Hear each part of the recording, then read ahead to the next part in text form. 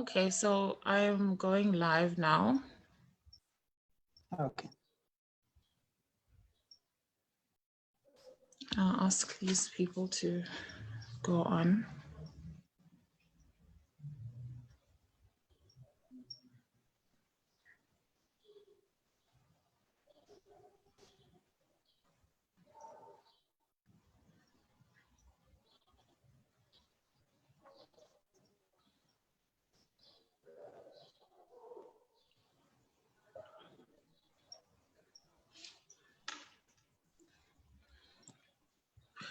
Okay, Mubita, just say something to test.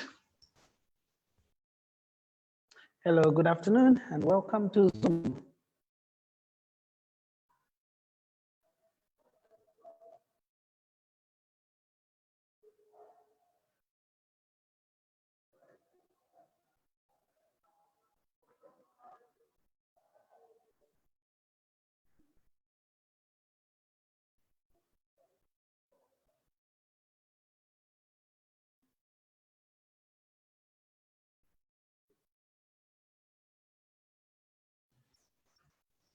Okay, so we're just gonna get started. Okay.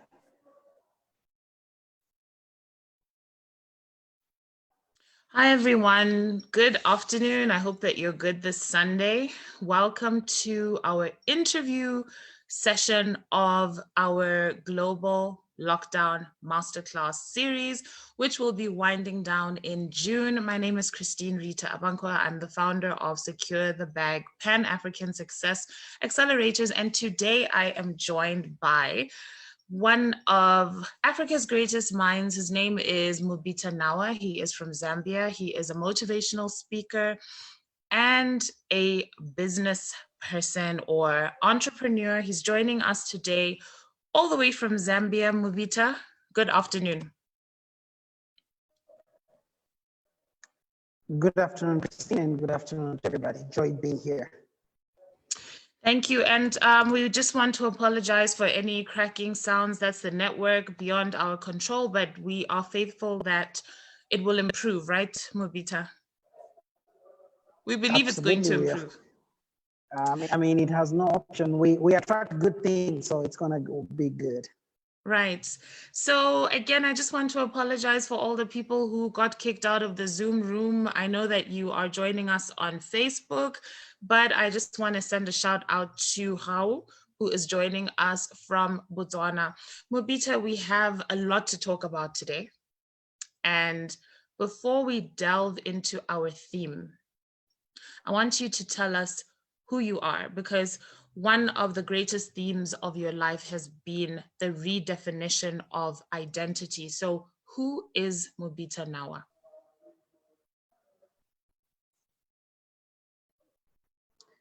So I am the second born in a family of 5, growing up in the streets of Charleston, which is a suburb of Lusaka, not necessarily like upscale, but probably middle class, middle to lower class. My parents were very hardworking civil servants. My mother was a teacher, my father a civil servant at the airport in charge of aviation.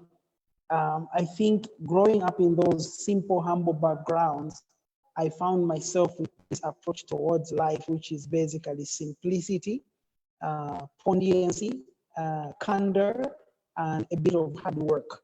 I must confess, my hard work is very selective. House chores, I'm a bit lazy when it comes to house chores, so I hire people to do house chores. But when it comes to making money, I am not lazy at all. I'm definitely family oriented, love family, my kids, the mothers to my kids, my aunties, my uncles, everybody. I'm very, very family oriented. But at the end of the day, Mubita Nawa is just this simple guy who believes in an ethos of community, ecumenicalism, capitalism, and maybe a little bit of socialism in there as well.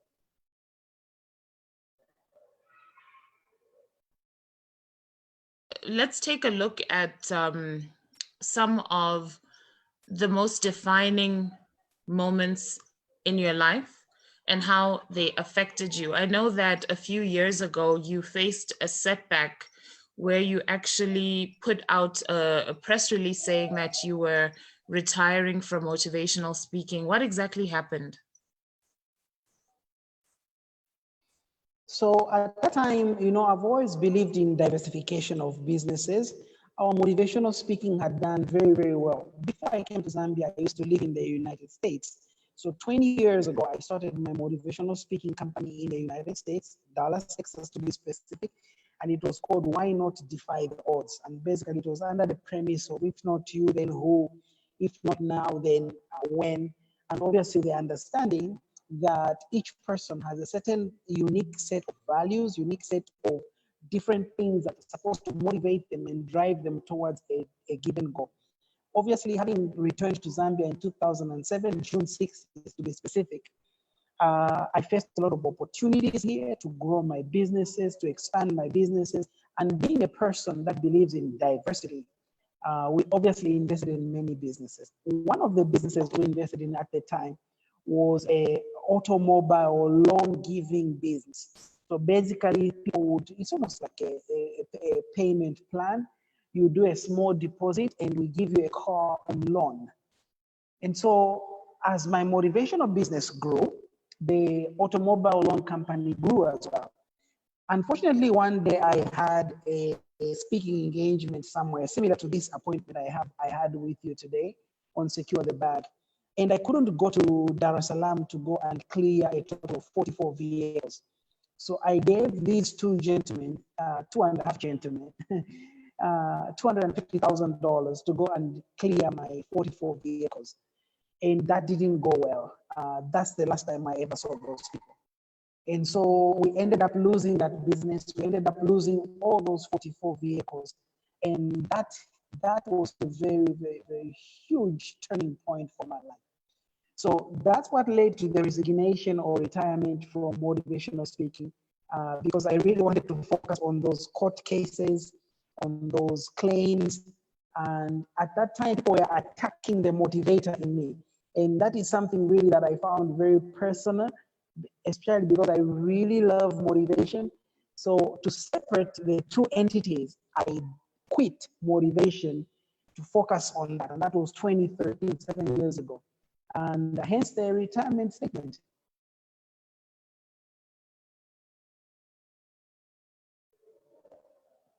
Mubita, thank you for that. What did it do to you as somebody who had spent so many years building this motivational speaking empire to come to a point where you say, you know what, I'm leaving? And now you're still a motivational speaker. So what happened to bring you back? Christine, once an ego, always an ego, okay? You can take white fabric and put blue ink on it. It is still white fabric underneath. So I think what it first of all did is it killed a part of me. Whether I fainted or I died or I hibernated, that's a conversation for another day. But I think it really took a lot of steam out of me. And I remember my son actually asked me, he says, Dad, are you sure about what you're about to do? And I told him, he was 13 years at the time. I told him it needed to be done. And a lot of people felt betrayed by me. They felt that I was giving up on a career that has to do with empowering people, encouraging people, telling people to go forward, telling people to push on, telling people to forge ahead. And here I was quitting. And what I didn't understand is I was not necessarily quitting from motivation. I think I was trying to walk in integrity. You see, in Africa, integrity is a very difficult word to write, practice, but very easy to spell. And I felt that I needed to separate the two entities so that there was no conflict of interest, so that I could build parity in whatever I was doing, and also create stable, traceable Chinese walls to bring accountability into my own life and to allow me to settle that debt of $250,000 plus more. So I think that's what it did. So obviously the question now is, how come you're still a motivational speaker? You can imagine it took me about 2 years to get back to the speaking circuit.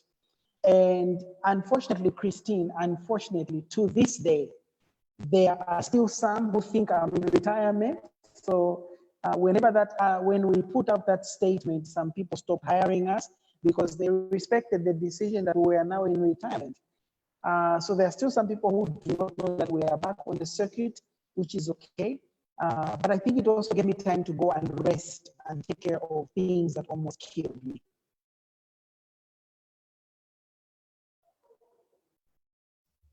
Besides that issue that you had in 2014, and of course you're recovering and coming back, there was also your very public divorce where you were literally torn to shreds by the media. Again, this comes with being in the public eye. It's like you're not allowed to just be a human being. So as a motivational speaker and essentially a life coach, how has that affected the perception that people have of you? I know that Zambia is also a very conservative nation. And how has it affected your business? Well, first of all, being on Secure the Bag, one of my motivation, Christine, just so you know, is so that you can market a brother. You understand? Maybe you can hook me up with, we need to secure all bags here. We can't just secure some, okay? So you better hook this brother up with some international, intellectual Ugandan or Botswana or Dumela or somebody like that. But no, on a serious note, this is what happened with the divorce. You can imagine you're married, you're speaking at weddings, you're speaking at married couples meetings, youth singles meetings, and everybody looks up to you and they really get inspired by what you teach. And suddenly you find yourself in a conundrum where your matrimony, which you are dedicated to 100%, has issues, external issues. I always say my marriage didn't collapse because of internal issues. It collapsed because of external issues. And like Les Brown says, the greatest enemy we have is not the enemy from the outside, it's the enemy within. When we allow external issues to divide us from within, I think it becomes very devastating. So by the time we were deciding with my partner, my ex-wife, to say that's the direction we were going to take, everything was still hush hush. But of course, being a legal matter, when you file those papers at the courthouse, we tried to keep it secret, but they told us it wasn't going to be secret because it was at the High Court and journalists were watching, there were people selling news. So the news broke on a Saturday, and by the time the news was breaking in the media, me and my ex were already apart 2 years. Yeah, 2 years. So it really destroyed me a lot. And I would give you an example. That very week, I was supposed to do 3 speaking engagements, 2 banks with a deal worth $4,000 each, and another construction company. When the news broke on a Saturday, I was supposed to speak on a Tuesday and a Thursday or Friday. When the news broke on a Saturday, by Monday, both banks had canceled. And fortunately, the construction company let me go speak on a Wednesday, which was a very good thing for me. And the ironic part is one of the CEOs of the banks is themselves a divorcee. So I had to go through that rejection by society, that judgment, and I still go through that even up to this moment. There are just some people who don't believe I'm a human being. And there was a lot, I mean, I like how you use it, I was shredded into pieces. So there was a lot of innuendos, speculations, a lot of gossip. And one of the things I've learned over the years in my public career is never respond to people. That's it. I just let them talk. There are times when I issue out press statements, but if you look at my history, there are very few. I don't issue press statements very much. Because when you're a public figure, the more you talk, sometimes the more mess you create. So yeah, I just let that slide, and we've been running since. And the fortunate part for me, Christine, is when between 2007 and 2013, I made a lot of money in public speaking, and then I diversified that money and invested it in other businesses. So though my motivational career has not been up to speed in terms of what it used to be, because I used to be very busy, Christine, I'm telling you. But I also know that generally speaking in Zambia, the motivational business is pretty much down. Even the married ones are complaining as well. So fundamentally, I'm so lucky and blessed that I run many businesses and they still keep me going.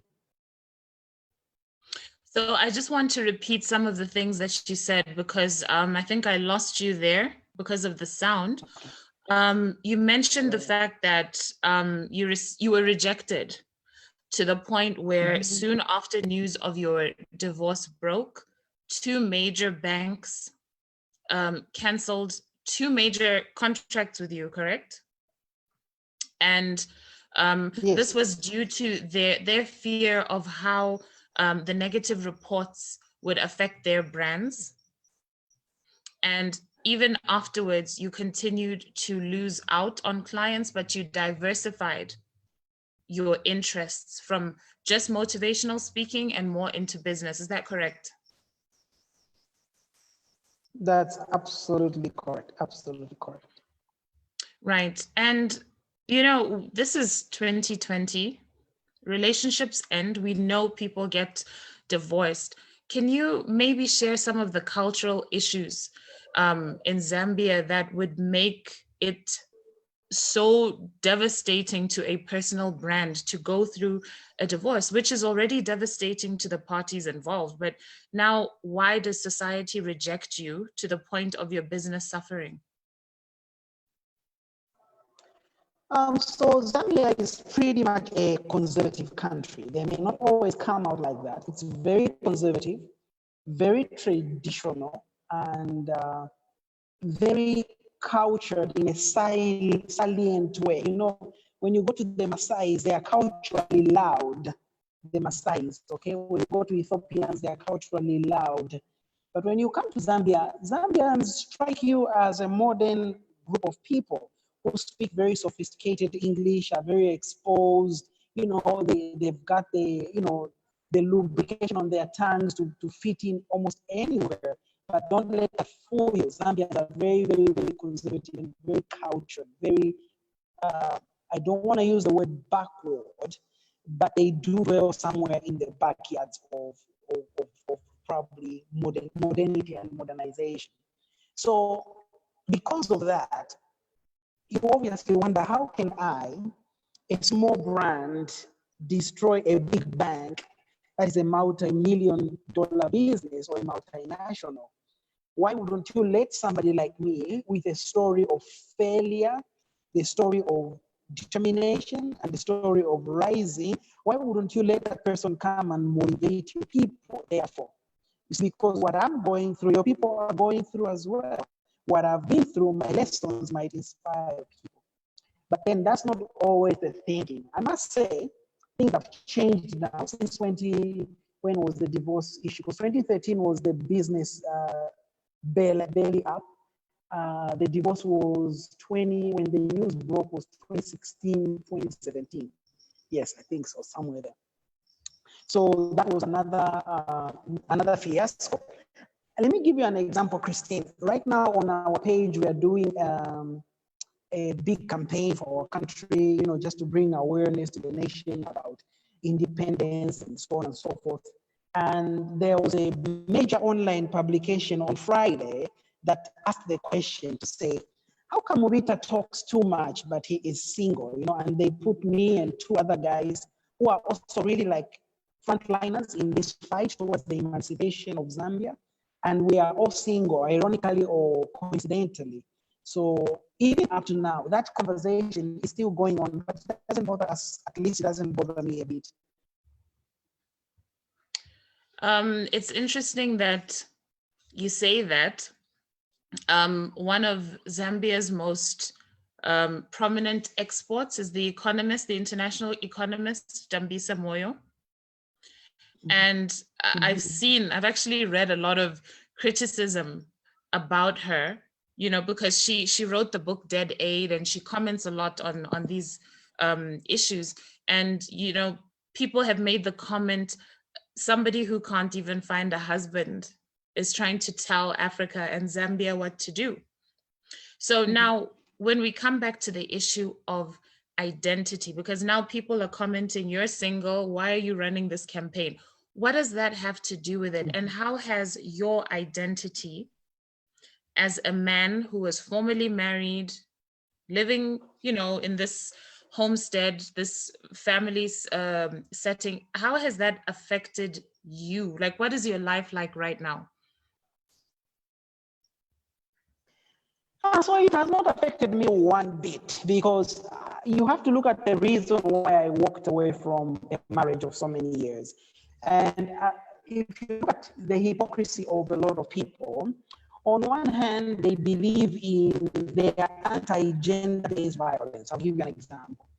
On one hand, they do not like it when couples murder each other, as a result of conflict. On one hand, they encourage couples to go for counseling. So what happens Mubita, if somebody... sorry.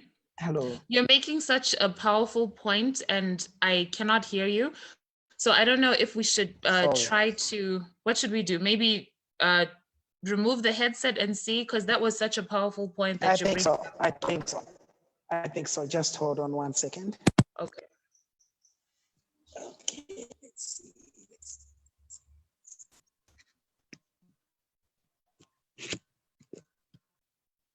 Can you hear me, Christine? We're going to have to make it work. Okay, I'm so sorry about that. Can you barely hear me? I can bet you're going to have to shout. Can you barely hear me? It's a bit better, but now you can continue and just project. I'm sure we'll hear you. Okay, so I was saying, what happens when people who love each other can no longer live together? And now maybe there is gender-based violence, and now there is, all kinds of unresolved conflict. And for me, I always tell people, do not force a relationship. And I really don't want to go into the personal details of what transpired over my life, because I've never, to this day, people don't actually know what transpired. But I'll just give you a hint, Christine. Even though when the news broke in the media about me going, filing for divorce and whatnot, a lot of people condemned me, which I didn't mind at all, because I knew the truth. So one of the allegations I got and the backlashes I got from Zambian press was that Mubita marries this woman, she makes him rich, then he dumps her for money to grab the money from her. Okay, that was one of the narrations and narratives of my episode. But just to give you a hint of how wrong people can be judging others from the outside, Christine, just so you know, I literally built all my businesses for my children and for my wife at the time. And so when this conflict came in, all I did was walk away. And I left everything for my kids as well as for her. Everything. I walked away with nothing but a pair of bed sheets and an old ragged bed, because all that money was hers anyway. I think this is a really powerful point that you're making. Just to reiterate, a lot of times we don't know why marriages dissolve. There are issues such as gender-based violence. And then when people make the decision to remove themselves from the situation, they are condemned. I also think that it's quite admirable of you to share, because a lot of times when we consider divorces, women are more vocal, and we don't really hear from men, just in terms of what they've been through. And now you're sharing that besides leaving everything and not trying to make it messy, your image has suffered. So back to motivational speaking and life coaching. These are very people-oriented spaces. How do you know that some people are still condemning you even now? First of all, I never walk around and say, hey, do you love me? Do you hate me? Do you love me? Do you hate me? I think I did that a lot when I was a kid, validation, seeking validation from the wrong people. Man, Christine, I love me some Mubita Nawa. Look, I am the chairperson of my own fan club. I am the lifelong founder of my own joy. I am the ombudsman of my own sanity. I love me some Mubita Nawa. Trust me, I am not out there crying, pity party. I did that before the age of 16. What I'm doing now is focusing on myself. Now, attitude is a very easy thing to read. It comes out through comments, it comes out through this and that. But one thing I know about human beings is sometimes human beings can condemn you, but they actually love you and appreciate you. Sometimes jealousy is a form of flatter as well. So I can handle that, and I am really good. I don't go around. I am good, Christine. The only thing that really, you ask me how's my life now, the only thing that really precious me right now is just house chores. I hate house chores. Man, I hate house chores. I hate doing my own laundry. I hate cooking for myself. I'm just like, so that's all. But other than that, I'm good. I'm really good. So house chores right now are problematic. That's one of the changes you're not keen on. I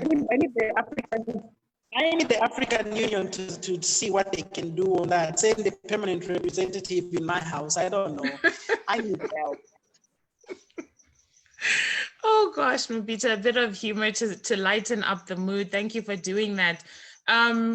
Now, before we move on to the next topic, this process of redefining yourself. So you had the legal matter that put you in debt of how much did you say? 250,000 US? $250,000. How did you even repay that? Okay, so you're going to laugh at this, right? I am a fanatic of vehicles. And so before the drama happened and before everything hit the fan, I had a lot of motor vehicles. I had a lot of houses, a lot of properties. And I also used to make a lot of money. I still make a lot of money. So what I did was I just had to sell everything that I had to pay people off. And I would tell you one sad story. And that's why, even when I went through the divorce, I just gave that woman everything I had because she was there with me during a tough time. One day I remember coming back from a motivational talk. And I didn't know that bailiffs had come to my house and they took everything in my living room. And my mother-in-law had to plead with them just to leave a TV for her to watch the news. So you can imagine you're living with your mother-in-law and you're coming home and bailiffs have taken everything. It was a pretty nasty experience. There were a lot of ups and downs, a lot of tensions, a lot of family thunders and whatnot. But yeah, I sold everything I had, and I made sure I didn't sell all my houses though.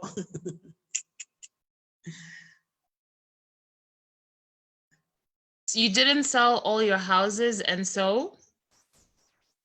So, I just knew that I was going to have to, because I remember, when you are in debt, you don't think clearly. So people come to you with all kinds of ideas. So if you're not careful, you are going to literally sell the last shirt on your back. And so one of the other things I did at that time, I had to separate myself from some of my businesses because I knew that the house on fire was this one. And because I was a public figure, people wanted all my houses, and by house in this case now I mean metaphorically. They wanted everything in my life to be Mississippi burning. So I separated, and I remember quitting from one of my companies as director. Christy, it was just one hell of a heavenly experience, I'm telling you. But it built me, and it made me know people. It made me know myself. It made me understand the limits of human capital in terms of what they can do for you. It made me understand and appreciate who my friends were. It definitely put margins in the columns of who my enemies were. And it made me really become very self-reliant, appreciative and appreciating the small things of life. That's why I want to make sure that my kids will never suffer, because I have secured that bag for my kids. Right, you've secured the bag.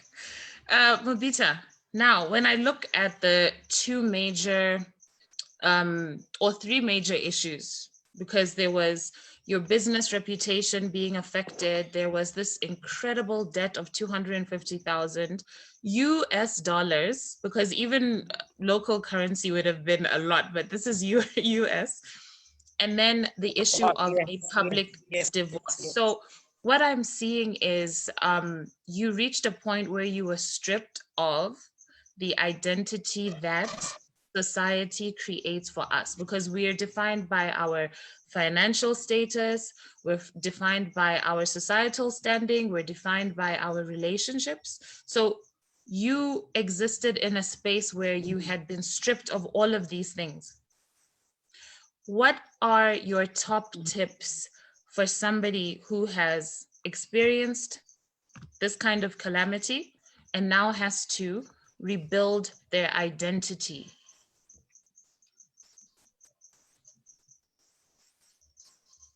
That's an amazing question. One of the top tips I have, first of all, is actually for people who are not yet famous, people who are just ordinary. You know, you are in obscurity, nobody knows you yet, you are good at what you do. I just want you to know that fame will always change your game. And when it does, you must make sure you tame yourself, you rename your friends, and as much as possible, you frame certain aspects of who you truly are. So for me, I think the redefinitions of myself were not many, because I've always been Mubita Nawa, you understand?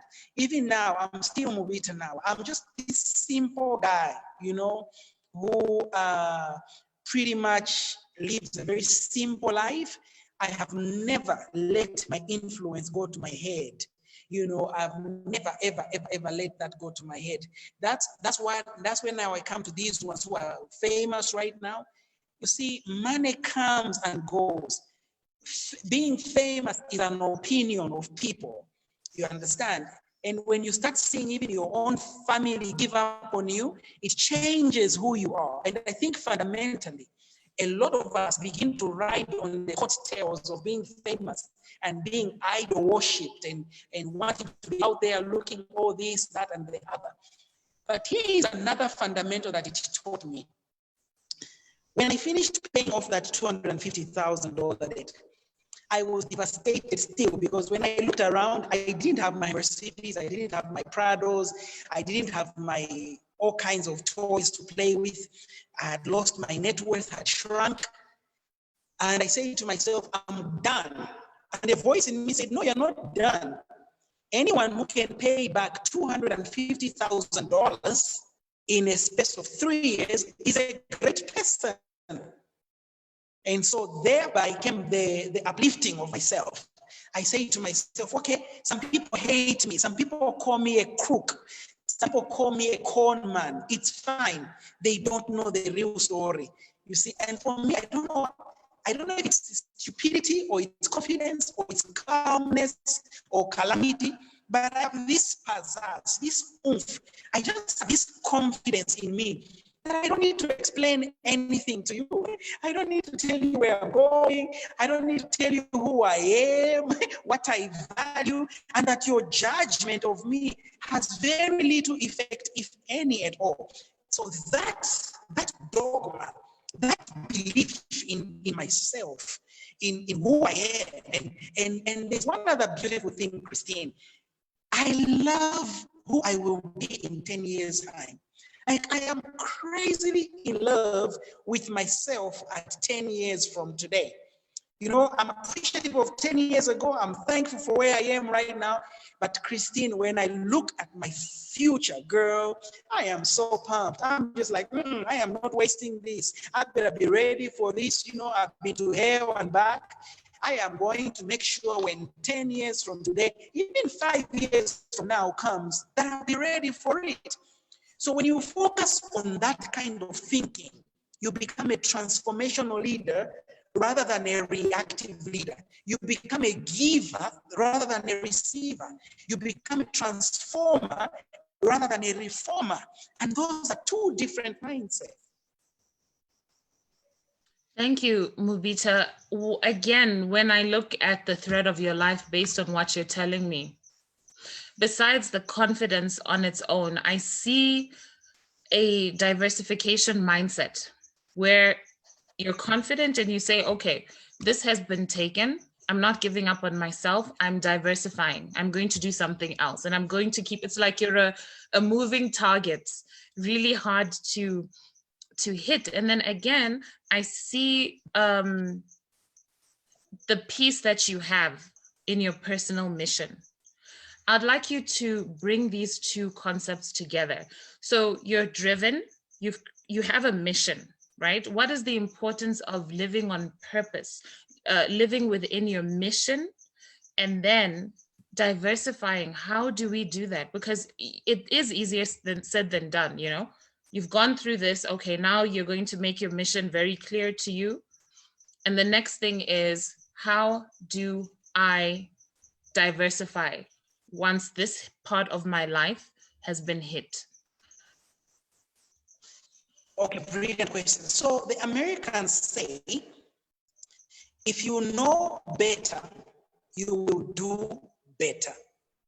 So obviously, I now know better, and I need to do better. So when you start evaluating life from that perspective, your energy analog will change, your resource management will change, and your ability to utilize the little that you have will also change. So for me, I think my lessons of failure have been some of the most treasured in my life. I've learned more from failure than success. Success is limited. You see, success is very, very limited. But failure, the concentration of failure and its ability to transform us is much greater. So for me, I think that's what has helped me recreate myself and believe in myself. And when I look at my children, my wonderful children, they inspire me so much. And because somehow my kids are, they are very much a fragment of me. They are a chip off the old block, if you would. So I know what to do for them to make sure that they have a better life, an easier life than I did. Right. And back to the issue of your mission and just being stubbornly focused on what you want to achieve. You've mentioned your children are a huge inspiration, and also just living on purpose. How does one liberate themselves from societal expectations? Because you can be sitting with this mission and this purpose and you're inspired by this and that, but people can break you. They really can. So how do you liberate yourself from society and break ceilings? As you're asking that question, I literally remembered a certain love proposition I made about a year ago. I've been single now 4 years, but I made a love proposition a year ago. It was in its preliminary stages. A doctor, a lady that was a doctor, and we had an intermediary, by the way. It was not a direct purchase or sale. There was a wholesaler, there was a broker in between. And this doctor said to me, she said, Mr. Nawa, I don't want cheap men, and I'm not the kind of woman that you give $10. She said it in our local currency, but it was the equivalent of $10 at the time. And also, are you willing to pay for me $1,300 in rent? She said to my intermediary. And I say to my intermediary, I said, go tell her that Mubita Nawa does not give women money for rent. Mubita Nawa builds houses for women. So that was my gift. That was my gift to her, you know. And now that was a doctor, and another young lady, that this is another marital proposition. I'm giving you a hint of what I've been going through socially in terms of matrimonial propositions.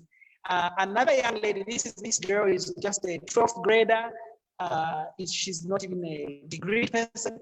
She literally said to me that I live in a slum and I live in a horrible place and she cannot go out with me. So I'm saying this to you to say that here are two extremes. On one hand, I'm denied by an eloquent, educated, well-to-do person. On the other hand, I'm rejected by a person who I can literally empower and transform her entire life. But that's two women who have missed out on a pretty handsome guy who knows how to cook, can clean the house occasionally, and I know when Valentine's is, and I also know the etiquette of Valentine. So my mission is not to feel bad that two women have rejected me. My mission is to celebrate that two women have missed out on a chance to be with a great person. And so when you start going through life like that, your mission is no longer to please people. Your mission is to find your space. As we say in engineering, form follows function. So if I find my space in society, where do I belong? What comes easy for me? What do I love to do?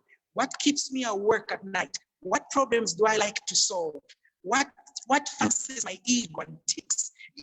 Whatever it is, that's your mission.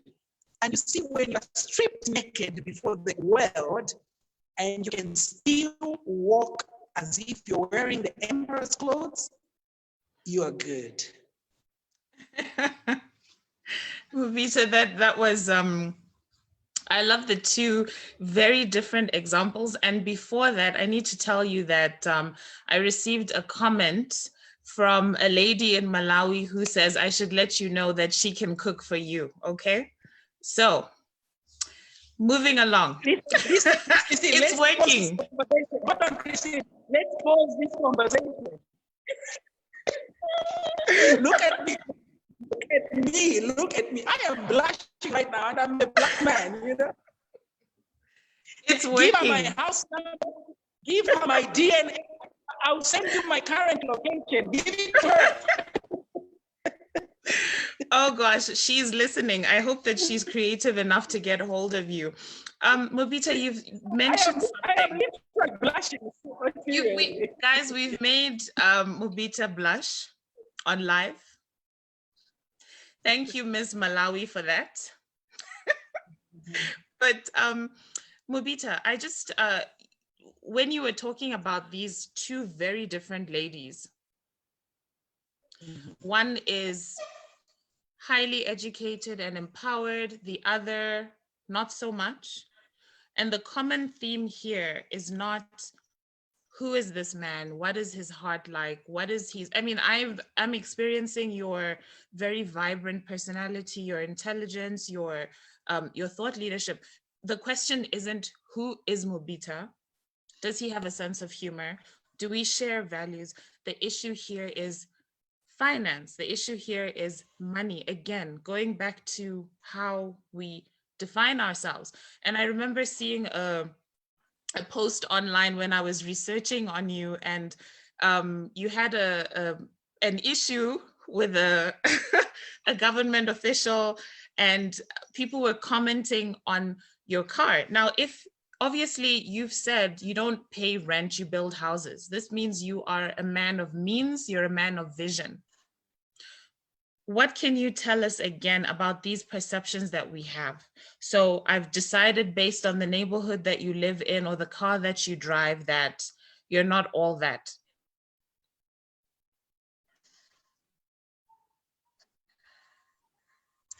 So, yeah, you are very right. And I took a bit of offense when they criticized my car, because that's one of my favorite cars, Christine. It's a small 1.3 liter engine, Toyota Vitz, blue in color, mug rim, RS version, manual transmission. It goes up to 160. The thing has a muffler sound. You don't know how I feel when I'm in that. I took offense because that's my baby girl right there, you know. But no, it was all in good taste. I live in Zambia. I know how people feel about everything. And again, remember who I am. I'm a very simple person. It doesn't mean I can't do class now.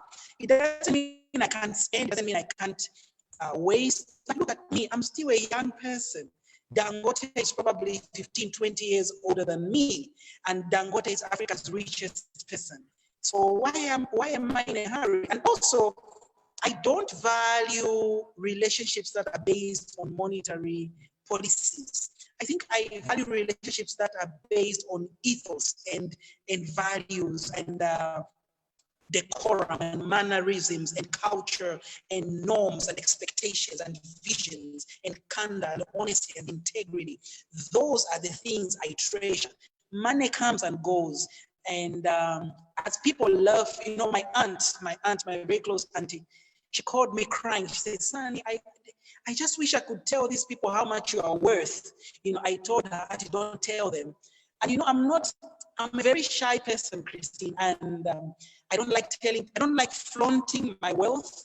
I don't like, because I don't value wealth like that. I value other things. Now, I value money. Trust me, I do love money like anybody else, but I value other things a little bit more. And I'll give you one funny example. One of my businesses is a school. I own a school, one of the biggest private schools in Lusaka. A few years ago, I was driving the bus, one of the buses at the school. What I usually do when I buy a school bus, I go test it, and when everything is okay, I give it to a driver. So I hadn't given a driver because it was a new bus. One guy found me driving that bus and he shook his head. He says, oh my word, Mubita, you are finished, man. Are you the man we used to watch on TV? You're now just a driver, you know? And I looked at him and said, hey, you know, this is what can finish you. Hey, God bless you. And I drove off, and the kids, I had 150 kids on that bus, and they were like, go driver, go. We need some pressure. Now the children at my school value me. My members of staff value me because I cook with them, I drive with them, I clean with them. When you find me at any one of my companies, Christine, you will not know who the boss is. You will not know who the boss is. Because I don't need to show you that the title deed is in my name for me to feel like I'm a man. No. You know, so there are just certain things, like I don't walk around with my heart showing you that I'm alive. No, there are just certain things in life we don't need to flaunt. And I know the time will come soon when I will drive any car that I want, from a Jaguar to a Lamborghini. And I have to make sure my children, I'll give you a simple example so that you know how practical I am. One of my goals, my daughter turned 12 in April. And for her 12th birthday, she got a cake, just a cake. And guess what else she got? A house. So my 12-year-old is a landlord. My 12-year-old is a landlord. And when I asked my daughter, I said, baby, here's your house. She did, and my daughter has my spirit. She did like, oh my word. She said, Daddy, thank you so much. You know, she didn't jump up and down. She didn't, you know, for us with my children, wealth is not something that moves us. We count money with my kids. I tell them what I do. When I make money, I show them. So that way, when my daughter grows up, there's no man who's going to come to her and say to her, marry me, I'll buy you a drink. She'll be like, you know, my father bought me houses, so a drink won't change me. Very powerful. Very powerful. I think that there are a lot of women watching this right now who I hope are speechless, you know, that what matters is somebody's vision and your compatibility, your values, and your foresight. I want us to move to the topic of breaking through ceilings. Again, this is one of the themes that I see in your life. And, you know, I was laughing a little bit when you spoke about the man who saw you driving a bus and decided you're finished. And, you know, a lot of times, like I remember growing up, I would hear adults say that they didn't really want to take fitness walks. They didn't want to walk because people would see them and say that this person is suffering to the point of losing their car. These are the sort of expectations, you know? And so the breaking of ceilings, the breaking of boundaries, you know, I remember you talking about you giving a powerful motivational talk as a security guard. You were a security guard and you gave that talk in your uniform. Can you please tell us about that? Oh my word. Let me tell you, Christina, one of the best interviewers I've ever met. And so thank you for that. You do your research and I really value that. And you make your guests feel comfortable. Not only me, I watch almost all your Zoom conversations. You're just amazing. And I think a lot of us are rooting for you and praying that God lifts you up higher and higher. So thank you for that. Amen. Thank you. You're welcome. So I was in Dallas, Texas at the time. I was a security guard for TD Jakes. And people were hearing about my motivational talks and the humor that comes with them and the international accolades and whatnot. So a company hired me within Dallas, Texas to go and do a motivational talk at about 12, 13 hours. It was a lunchtime. You know, Americans are very strict with time. And so I told my boss, my supervisor, I said, Mr. Gordon, you know, I need permission. You know, I got to talk. I need permission to wear a suit when I come for work. And my boss was like, you know, Mubita, it's policy. Everybody got to wear uniform. And so it was not approved. And I literally had 1 hour, 15 minutes to drive to the location, to give a 30-minute talk and come back to work. And so changing into a suit couldn't work. And I went and gave that talk. I think of all my motivational talks, that is one where I didn't really feel like, yeah, I've done it. You know, I just felt slightly like a fish out of water. Because yeah, it was, and that was a long time ago. That's like 15, 12 years ago. And so I wasn't even really at a financial position either, where I had a bit of command and affluence and whatnot, but I spoke with so much efficacy and so much conviction. And they were so blessed, you know, and I never even told them that I'm a uniform. And I remember I incorporated my talk to say, you know, the outerior and the interior don't have to be all the same. You know how motivators, we got our game on, but inside me, I was just like, I could have used a nice Steve Harvey suit. And that all those experiences teach us to be ready for life. And so for me, that's why even my country right now, there are a lot of people who feel I'm doing a lot of good things in my country right now, and we thank God for them. There are a few who feel I'm doing the wrong thing. I thank God for them. What matters is, what does my conscience say? What does my heart say? What promises of God am I standing on? And in my number line, my grandier scheme of things, where am I right now? You see, and so I think life is about being at the right place, at the right time, with the right people, for the right reason. And the most important aspect is with the right attitude. What was it like working for TD Jakes? Do we have the whole day? I think you can. I have a feeling you'll be able to summarize it into some PowerPoints. I'm very good at summarizing. So working for TD Jakes is by far the most amazing experience of my life. Here I left Zambia to go and work for my idol, work for a man that I believed was to be my mentor, and that's what he became. And so every moment that I served at the Potter's House in Dallas, whether it was just being a security guard for him, whether it was driving him from his home or taking his wife to his home, or carrying his clothes from his trunk of the car into his bedroom, into his wardrobe, or whether it was one day he gave me this amazing suit to go and wrap it, Christine, for someone he was going to be giving it the next day too. And he trusted me so much. He says, go wrap it for me. And let me tell you one of the things I did that night. I went to Walmart to buy the wrapping paper box. I barely slept. But here's the funniest thing I did that day. I took off the price tag from the suit before I wrapped it.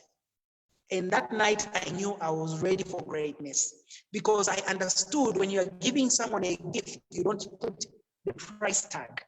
And I didn't want the person receiving I don't even know who the owner of that leather suit was. It was a $500, $600 leather suit. It was beautiful.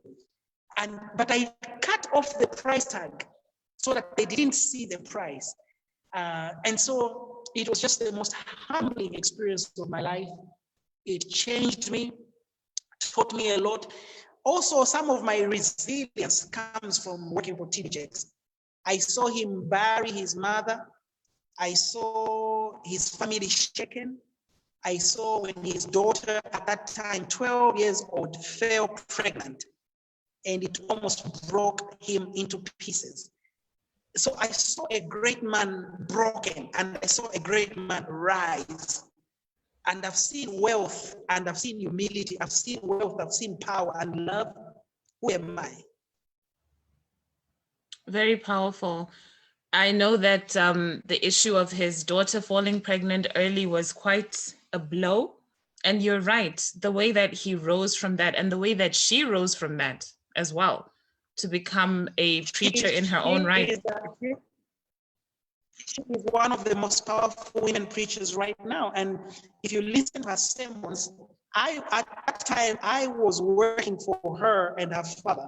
I was one of her security guards, believe it or not. At the time, she was falling pregnant. And by the way, not only did she fall pregnant, she got married at 21. Her marriage fell apart. She got divorced at 22, 23, had a child now, then finally got married to the man she's with in California. Amazing story. What a testimony. And now that we speak of TD Jakes, he's also a man of immense wealth, but immense business acumen. And one of the things that you're very passionate about is developing an entrepreneurial spirit. Why is that so important, especially for Africans?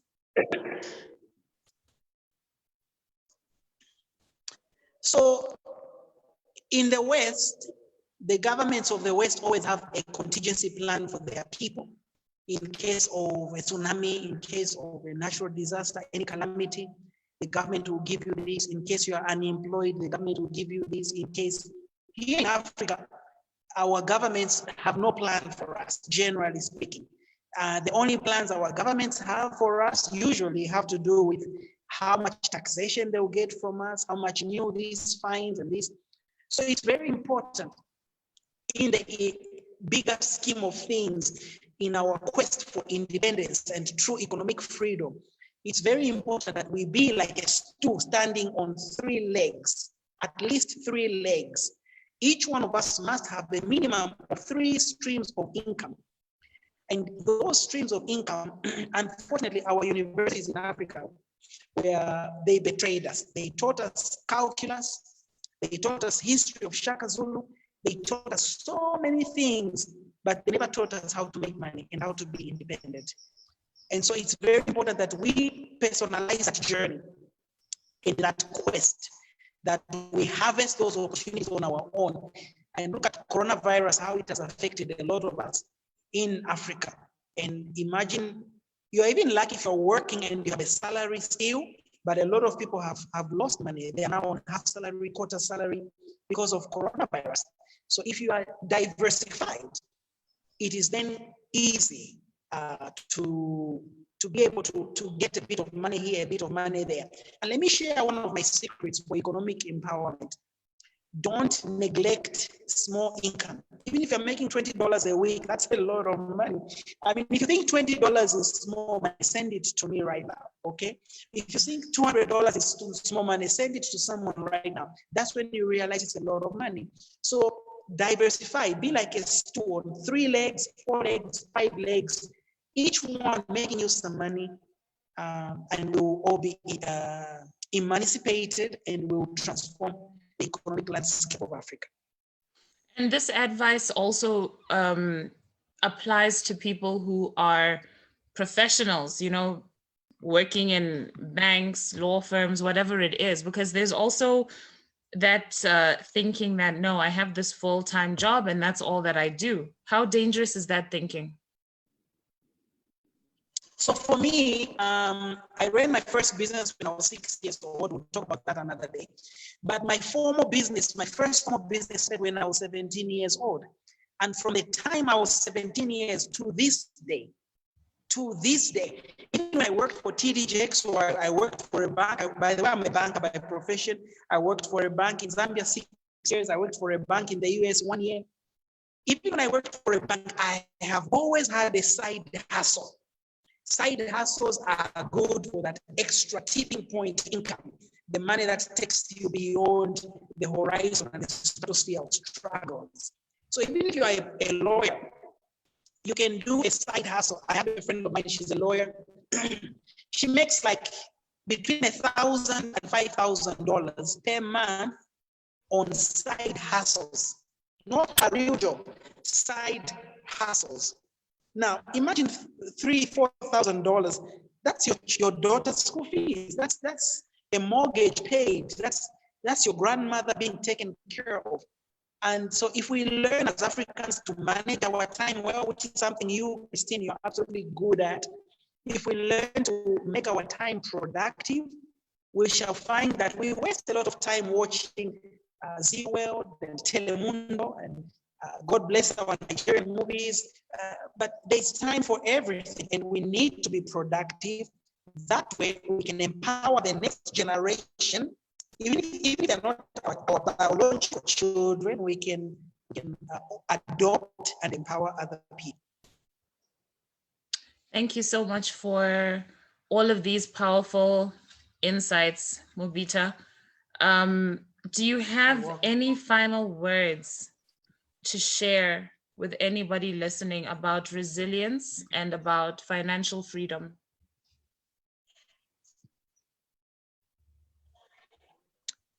So I would like to say to people, look at me. Look at me. I am the epitome, the quintessence of Africa's greatest failure. I am the spelling of the word phoenix backwards and upside down. I was broken by judgment of people, placed in conundrums and molding boxes that I didn't fit. I was a round peg in square holes. I was the national anthem sung in a disco club.